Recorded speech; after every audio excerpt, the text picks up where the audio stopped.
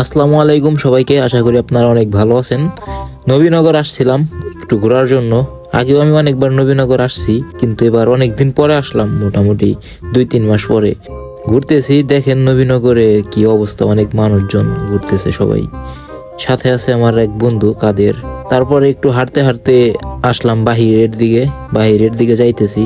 দেখেন এখানে কি একটা অবস্থা, এক মহিলায় নাকি পুরুষ আল্লাহ জানে কাপড় পরে নাচানাচি করতেছে।